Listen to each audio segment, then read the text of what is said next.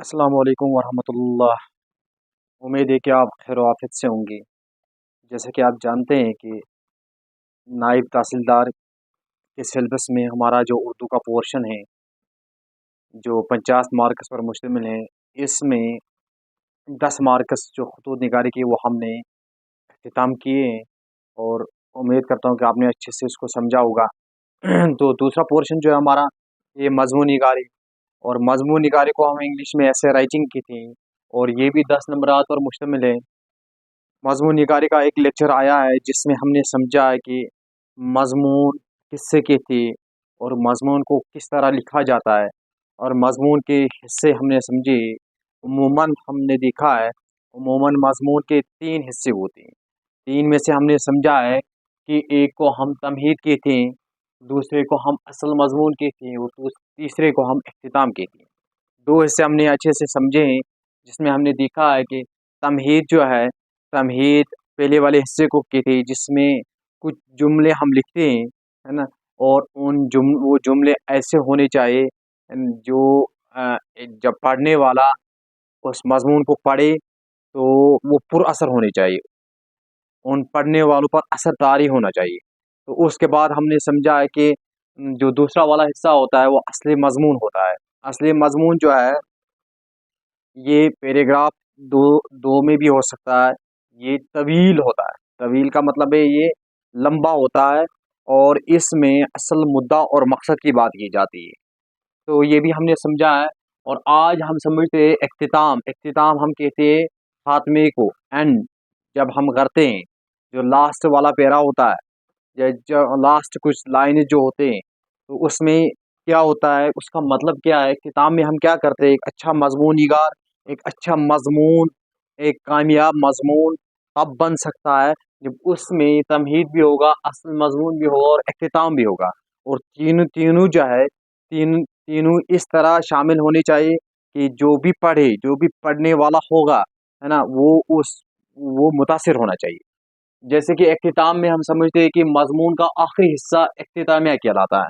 जो आखिरी हिस्सा होता है वो इख्तितामिया कहलाता है। और इसमें क्या होता है, इस हिस्से में मजमून निगार मजमून में बयान किए गए तमाम पहलुओं को कम से कम अल्फाज में समेट कर हासिल कलाम बयान करता है। यानी कम से कम अल्फाज में क्या करता है, वो समेटता है, वो अब कंक्लूड करता है टॉपिक को, एक मजमून को वो एंड करना चाहता है। खात इसीलिए इसको कहा जाता है इख्तिताम, यानी खात्मा। तो इसमें क्या होता है, ये ज़्यादा तवील नहीं होना चाहिए। इसमें मजमून के दरमियानी हिस्से में जो तफसीलियात, यानी जो असली मजमून में जो कुछ भी कहा गया हो, है ना, जो कुछ भी मजमून निगार ने बयान किया है, तो उसमें क्या होता है कि उसका उस तफसीलियात पेश की गई थी, और उस मौजू के मुख्तलिफ पहलुओं का जायज़ा लिया गया था। इससे बरामद होने वाले नताइज इख्तितामिया में निहायत मौसर अंदाज में पेश किए जाते हैं। यानी क्या होता है कि जो बीच वाला हिस्सा है, जिसको हम कहते हैं कि असली मजमून, यानी असली मजमून में मजमून निगार ने जो कुछ भी बयान किया किया हो, या उसने जो ख्यालात पेश किए हो, उन ख्यालात को मुयस्सर तरीके, एक जिसको हम कहते हैं कि शॉर्ट शॉर्ट फॉर्म में, एक मुयस्सर तरीके में क्या करता है, वो जायज़ा लेता है, और इससे वो बरामद करता है, क्या बरामद करता है, नताइज, यानी कौन से नताइज इससे निकल कर सामने आते हैं, उन नताइज को वो बरामद करता है।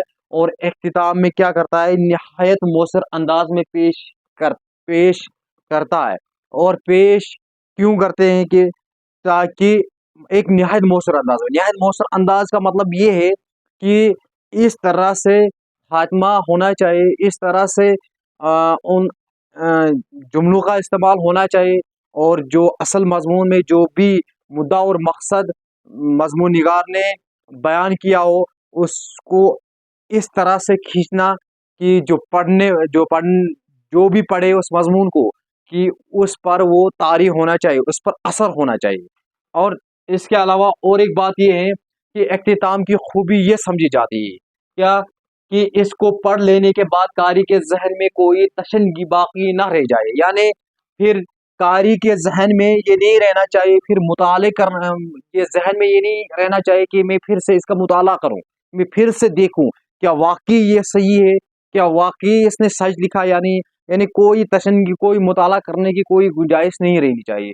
اسی کو ہم کہتے ہیں کہ قاری کے ذہن میں کوئی تشنگی باقی نہ رہ جائے، یعنی پھر مطالعے کی کوئی گنجائش نہیں رہنی چاہیے، اس طرح کا مضمون ہونا چاہیے۔ ہمیں پھر سے سمجھے، جو خاتمہ جو ہے، خاتمہ اس طرح ہونا چاہیے، اختتام اس طرح ہونا چاہیے، جو بھی اصل مضمون میں جو بھی خیالات مضمون نگار نے بیان کیے، یا جن پہلو کو اس نے اصل مضمون میں بیان کیا، تو پھر کیا کرتا ہے کہ مضمون نگار ان الفاظ کو پھر وہ سمیٹ لیتا ہے، وہ اس سے درمیانی حصے میں جو بھی بات اس نے کی ہے، جو بھی تحریر اس نے کیا ہو، تو اس کو کیا کرتا ہے، وہ جائزہ لیتا ہے، اور پھر برآمد ہونے والے نتائج اختتام میں پیش کرتا ہے۔ جو بھی وہاں سے نتائج برآمد کرتا ہے، ان کو وہ اختتام میں پیش کرتا ہے، لاسٹ والے لائنز میں پیش کرتا ہے، آخری جملوں میں پیش کرتا ہے۔ اور اس کی خوبی یہ سمجھی جاتی ہے کہ جو پڑھنے والا ہوگا، تو اس کے ذہن میں یہ خیالات پھر سے نہیں ابھرنے چاہیے کہ یہاں پہ ادھورا ہے، میں مطالعہ کروں، کیا اس نے اس کے بارے میں صحیح کہا یا غلط کہا، کوئی تشنی باقی نہیں رہنی چاہیے، مطالعے کی کوئی گنجائش نہیں رہنی چاہیے۔ یہ ہے اختتام۔ اس طرح سے یہ تین حصے جب ہم اچھے سے لکھیں گے، ایک تمہید ہے نا، کچھ جملے لکھیں گے، تمہید میں جو مؤثر جو بھی ہم تحریر کریں گے، جتنے بھی جملے ہم تحریر کریں گے، وہ جملے ایسے ہونے چاہیے جو بھی پڑھنے والا ہو اس پر اثر ہونا چاہیے، نمبر ایک۔ نمبر دو، اس کے بعد ہم اصلی مضمون لکھتے ہیں تو وہ طویل ہوتا ہے، اور اس کے بعد ہم خاتمہ کرتے ہیں، اختتام لکھتے ہیں۔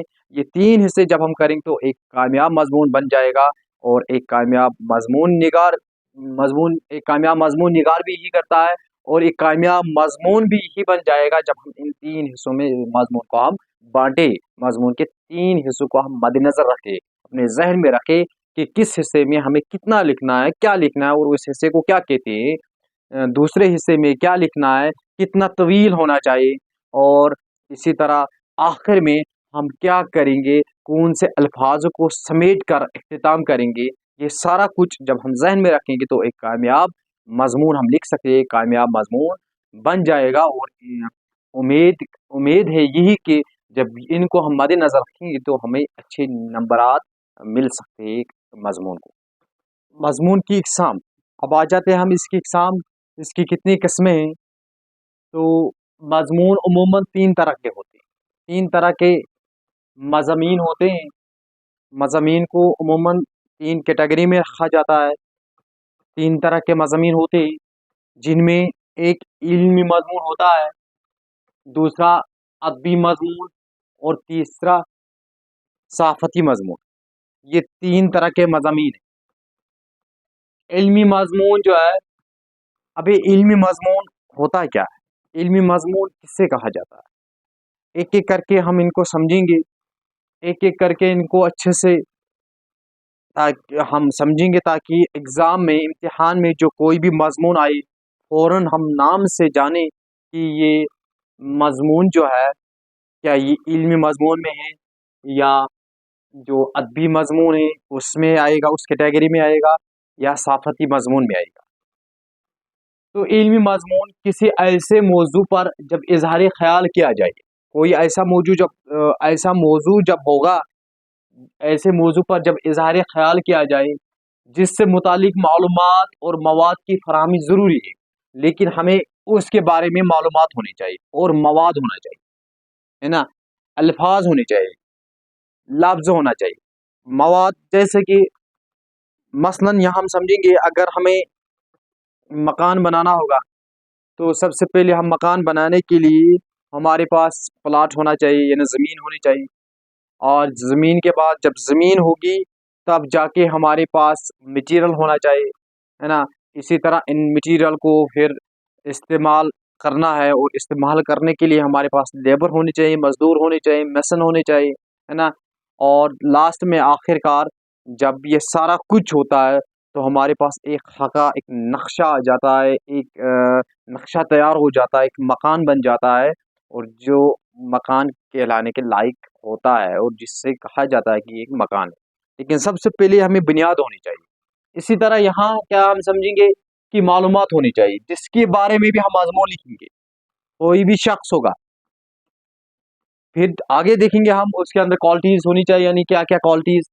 تو معلومات، جب اس کے بارے میں سب سے پہلے ہمیں معلومات ہونی چاہیے، ہمیں معلوم کرنا ہے، اس کے بارے میں نالج ہونی چاہیے کہ واقعی یہ بندہ جو ہے، اس بندے کے اندر جو مجھے اس مضمون میں پیش کرنا ہے، جو مجھے اس مضمون میں لکھنا ہے، جو بھی الفاظ میں لکھنے جا رہا ہوں، یا اس بندے کے متعلق جو کچھ بھی لکھنے جا رہا ہوں، کیا واقعی وہ اس میں موجود ہے یا نہیں۔ یعنی پورا خاکہ جو ہے وہ ذہن میں تیار ہونا چاہیے اس بندے کا، تب جا کے ہم لکھ سکتے ہیں۔ پوری جانکاری ہمیں ہونی چاہیے اس بندے کی، اس جو جس شخص کے بارے میں ہم لکھیں گے اس شخص کی پوری جانکاری ہونی چاہیے ہمیں، تب جا کے ہم اس پر مضمون لکھ سکتے ہیں۔ اور مواد بھی ہونا چاہیے، وہی کہا یہاں پہ مواد کی فراہمی ضروری ہے۔ اس کے علاوہ اور انداز سنجیدہ ہو تو اس سے علمی مضمون کہتی ہے، اسی کو ہم علمی مضمون کہتی ہے، کہ یعنی جس شخص کے بارے میں ہمیں معلومات ہوگا، یا جس شخص کے بارے میں ہم مضمون لکھیں گے، سب سے پہلے ہمارے پاس معلومات ہونی چاہیے اور مواد ہونا چاہیے، تب جا کے ہم مضمون لکھیں گے۔ اس مضمون کو ہم علمی مضمون کہتے ہیں، یعنی معلومات، کسی کے بارے میں جانکاری حاصل کرنا، پوری جانکاری ہونی چاہیے اور مواد ہونا چاہیے، یہ دونوں جب ہوں گے تو ایک علمی مضمون کہلائے گا۔ اب علمی مضامین کی بنیاد جو ہے یہ علم اور افکار پر ہوتی ہے۔ اس میں مضمون نگار کیا کرتا ہے؟ مضمون نگار متوازن انداز میں موضوع کی مثبت یعنی پازیٹو، جس کو ہم کہتے ہیں پازیٹو، اور منفی یعنی نگیٹو، یہ پازیٹو ہے، یہ نگیٹو ہے، یہ مثبت اور منفی پہلوؤں کا احاطہ کرتا ہے۔ یعنی ہمیں کیا کرنا ہے؟ ایک کامیاب مضمون نگار وہی کہلائے گا، یا ایک کامیاب مضمون وہی مضمون ہوگا جس مضمون میں ہم کیا کریں گے؟ ہم علمی مضمون پڑھ رہے ہیں، علمی مضمون میں سب سے پہلے ہمارے پاس کیا ہونا چاہیے؟ ہمارے پاس معلومات ہونی چاہیے۔ کس کی معلومات ہونی چاہیے؟ اس شخص کی، جس شخص کے بارے میں ہم مضمون لکھنے جا رہے ہیں، اور مواد ہونا چاہیے۔ اور پھر جا کے جب یہ سارا کچھ ہوگا، جب ہم مضمون لکھیں گے تو مضمون میں ہم کیا کریں گے؟ مثبت پہلوؤں کو اجاگر کریں گے۔ یعنی مثبت پہلو کا مطلب ہے یہاں پہ پازیٹو، جو بھی اس کے اندر گڈ ہیبٹس ہے، جو بھی اس کے اندر اچھے عادات ہے نا، جو بھی اچھائیاں اس کے اندر موجود ہے، ان اچھائیوں کو کیا کریں گے؟ اجاگر کریں گے۔ اور اچھائیوں کے بعد ہمیں کیا کرنا ہے؟ ہمیں منفی پہلوؤں کو بھی اجاگر کرنا ہے، یعنی اس کے اندر جو بھی بیڈ کوالٹیز ہے نا، یا جس کو ہم کہتے ہیں برائیاں، یا جس کو ہم کہتے ہیں خامیاں، جو اس شخص کے اندر خامیاں موجود ہیں، ان خامیوں کو بھی ہم باہر لانے کی کوشش کریں گے، ان کا بھی احاطہ کریں گے۔ لیکن شرط یہ ہے کہ خوبی جو ہے، خوبی حاوی ہونی چاہیے کس پر؟ خامی پر۔ یعنی خامی کو اس طرح بیان کرنا ہے کہ وہ خامی نہیں لگنی چاہیے، پڑھنے والے کو وہ خامی نظر نہیں آنی چاہیے، بلکہ اس پر حاوی ہونی چاہیے اس کی خوبی، ہے نا۔ تو اس کے علاوہ اور وہ کچھ ایسے نتائج برآمد کرتا ہے جن سے پڑھنے والا اتفاق کر سکے۔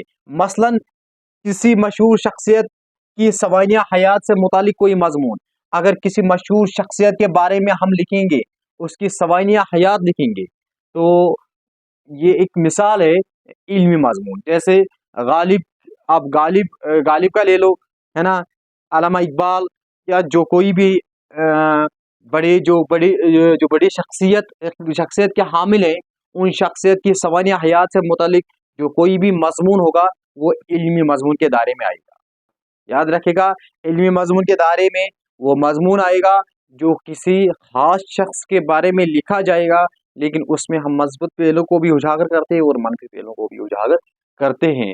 اور اس میں ضروری بات یہ کہ ہمارے پاس اس شخص کے بارے میں معلومات ہونی چاہیے اور مواد بھی ہونا چاہیے۔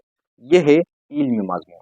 اس کے بعد دوسرے نمبر پر ہم آ جاتے ہیں تو ادبی مضمون۔ ابھی ادب سے ریلیٹڈ ہیں، لٹریچر۔ ہے نا, نام سے پتہ چلتا ہے کہ جب کسی ادبی موضوع پر اظہار کیا جائے تو اس سے ادبی مضمون کا عنوان دیا جاتا ہے. جب بھی کسی ادبی موضوع پر اظہار خیال کیا جائے تو اس سے ادبی مضمون کا نام دیا جاتا ہے یا اس کا عنوان ادبی مضمون دیا جاتا ہے. عام طور پر ادبی مضمون میں ہوتا کیا ہے؟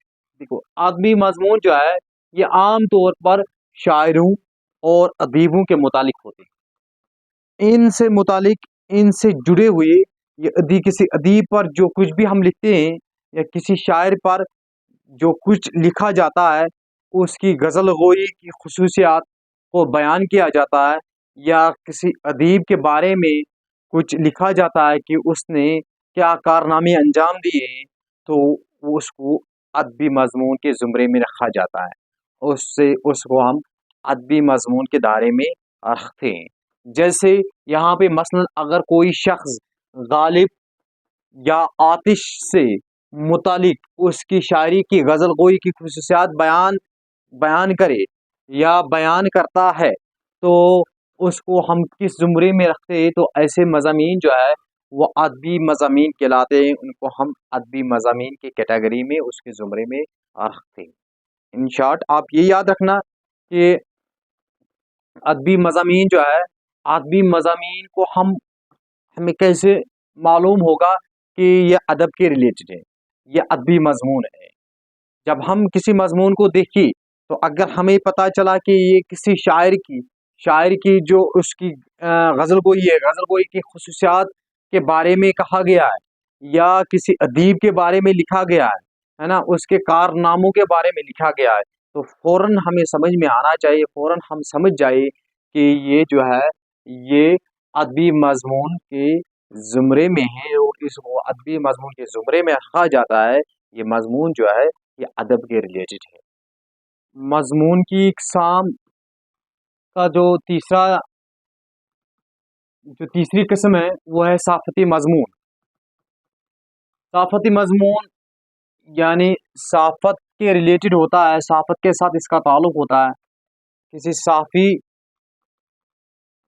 کے سامنے جب کوئی موضوع لگ جاتا ہے, جب کوئی موضوع آ جاتا ہے تو اس موضوع کو وہ جب وہ پیش کرتا ہے تو وہ صافتی مضمون کہلاتا ہے. اب کس طرح سمجھے؟ جس کا تعلق وقتی حالات, یا تو وقتی حالات کے ساتھ اس کا تعلق ہوتا ہے, یا سیاست کے ساتھ اس کا تعلق ہوتا ہے, یا معاشرت کے ساتھ اس کا تعلق ہوتا ہے. ان مسئلوں پر جس کا تعلق وقتی حالات کے ساتھ ہوگا یا سیاسی یا معاشرے کے مسئلے سے ہو, اس سے ہم کہتے ہیں وہ صافتی مضمون ہوتا ہے. اب صافتی مضمون کو مثالوں سے بھی ہم سمجھیں گے. مثال کے طور پر ملک میں کسانوں کے خودکشی کا مسئلہ آج کل ایک سیاسی موضوع بن گیا اور اس کی سماجی اور اقتصادی اہمیت ہے. جیسے اگر ملک میں کسان لوگ خودکشی کر رہے ہیں, یہ ایک سیاسی مسئلہ بن گیا. اب یہ سیاسی مسئلہ کیوں بن گیا؟ یہ ایک سیاسی موضوع بن گیا. ہر ایک صحافی جو ہے وہ اس کو پیش کرنے کی کوشش کرتا ہے. جیسے اگر کسان قرضہ لیتا ہے, کیونکہ ڈیلی لائف جو روزمرہ زندگی ہے, روزمرہ زندگی جینے کے لیے یا روزمرہ زندگی کو جھیلنے کے لیے وہ کیا کرتا ہے, وہ قرضہ لیتا ہے. نمبر ایک. نمبر دو, وہ چونکہ خشک کی وجہ سے ہے نا پانی کی ضرورت پڑ جاتی ہے, اور اس پانی کو یا زمین کو سیراب کرنے کے لیے یا پانی کی ضرورت پورا کرنے کے لیے وہ کیا کرتا ہے, پانی کی ضرورت پورا کرنے کے لیے وہ قرضہ لیتا ہے. اب اس نے قرضہ لیا لیکن اس قرضے کی ادائیگی وقت پر نہیں ہوئی. یہاں سے اس نے بینک سے لون لیا یا کسی سے بھی قرضہ لیا ہے, لیکن وقت پر اس قرضے کی ادائیگی وہ نہیں کر پاتا. دوسری جانب सरकारी एहलकार क्या करते हैं, उससे कर्जा वसूल करने पर जोर देते हैं। उससे फोर्स किया जाता है कि आप जो ये आपने जो कर्जा लिया है, इस कर्जे को आप इस कर्जे की अदायगी आप कीजिए, लेकिन वो अदायगी नहीं कर पाता। यहाँ से परेशानी है, घर की जिम्मेदारी जो भी है वो घर की जिम्मेदारी भी निभानी पड़ती है।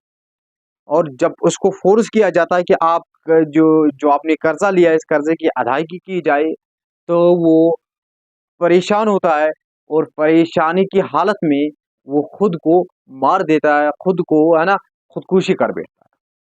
जो ही उसने खुदकुशी की, अब ये मसला बन गया। ये मसला जब एक साफी के सामने आया, उस साफी ने क्या किया, उसके सामने एक, जिसको हम कहते हैं, ब्रेकिंग न्यूज बन गई। उसने क्या किया, इसको पेश किया है। ये एक मौजू बन गया उसके लिए। इसने इस मौजू को जब वो अल्फाज में बयान करता है, अल्फाज में तहरीर करता है ना, खूबसूरत अल्फाज में इस मौजू को वो पेश करने की कोशिश करता है, तो वो अदबी मजमून कहलाता है। तो वो साफती मजमून कहलाता है। यानी साफी के जहन में या साफी के सामने कोई मौजू, उसके हाथ कोई मौजू लग जाता है, जब उस मौजू को वो अल्फाजों के जरिए तहरीर करता है ना, खूबसूरत अंदाज में तरतीब से पेश करता है, तो वो साफती मजमून कहलाता है। इसके अलावा जब साफी के जहन में या साफी के सामने जब ऐसे मुख्तलिफ पहलू आ जाते हैं, ऐसे मुख्तलिफ मौज़ूआत आ जाते हैं, जिसमें वो देखते हैं क्या वाकई ये हुकूमत जिम्मेदार है, इसकी खुदकुशी के पीछे क्या हुकूमत जिम्मेदार है, या किसान खुद जिम्मेदार है। तो ऐसे पहलू को, ऐसे मौज़ूआत को वो खूबसूरत अल्फाज या तरतीब से वो दूसरे तक पहुंचाता है, तहरीर करता है। ऐसे मौज़ूआत को, ऐसे मज़ामीन को हम देते हैं नाम साफ़ती मज़ामीन। यानी अब आप समझ गए होंगे कि साफ़ती मज़मून वो मज़मून होता है जो हम कैसे पहचानेंगे। जो हमारे पास कोई सियासी कोई मसला होगा, या समाजी कोई मसला होगा, या हम कहते हैं कि वक्ती हालात का कोई मसला होगा, तो फ़ौरन हम समझ जाएंगे ये साफ़ती मज़मून की कैटेगरी में आता है, ये साफ़ती मज़मून के ज़ुमरे में आ जाता है। ऐसे मज़ामीन को हम साफ़ती मज़मून कहते हैं। अगर इम्तिहान में इस तरह का कोई मज़मून आया जिसका ताल्लुक सोसाइटी समाज के साथ हो, चाहे समाज की बुराई चाहे समाज की अच्छाई, है ना, या जिसका ताल्लुक किसी सियासत के साथ हो, या जिसका ताल्लुक वक्ती हालात के साथ हो, तो हम फ़ौरन समझ जाएंगे कि ये मज़मून जो है ये साफ़ती मज़मून है। ये मज़मून तभी लिखा जाता है जब ये हमारे पास ऐसा कोई पहलू हाथ लग जाए, या ऐसे मौज़ूआत सामने आ जाए जिन मौज़ूआत पर हम खुल कर बात करें, और जो सियासत के हवाले से हो, चाहे वो माशरत के हवाले से हो, चाहे वो वक्ती हालात के हवाले से क्यों ना हो, इन मौज़ूआत को जब हम पेश करते हैं, तो एक साफ़ती मज़मून बन जाता है। और ये कामयाब मज़मून वही है जिसमें हम हर एक ज़ुमरे को, है ना, हर एक मज़मून को पहचाने, और किस ज़ुमरे में, किस कैटेगरी में किस कैटेगरी में ये मज़मून आ जाता है, और किस तरह से हमें इस मज़मून को लिखना है, और इस मज़मून के उसूल और कायदे क्या है, सभी मद्देनज़र रख कर जब हम एक मज़मून तहरीर करें, तो वो एक कामयाब मज़मून बन जाता है। इस तरह हमारा ये मज़मून पोर्शन ऐसे राइटिंग जो है इख्तिताम पज़ीर हुआ। तो इंशाल्लाह अगले लेक्चर में हम मज़मून यहाँ लाएंगे, है ना, 2 या 3 मज़मून, जिसमें हम देखेंगे एक साफ़ती मज़मून को भी पेश करेंगे, एक इल्मी मज़मून को भी पेश करेंगे, और इसके अलावा हमारे पास अदबी मज़मून है, उस अदबी मज़मून को भी हम पेश करेंगे। और वहाँ भी समझेंगे हम, हाँ, अदब के हवाले से जो मज़मून है वो किस तरह का मज़मून होता है, इल्मी मज़मून जो होता है वो किस तरह का मज़मून होता है, और ये जो साफ़ती मज़मून है ये किस तरह का मज़मून होता है। تو تب تک کے لیے اللہ حافظ و ناصر۔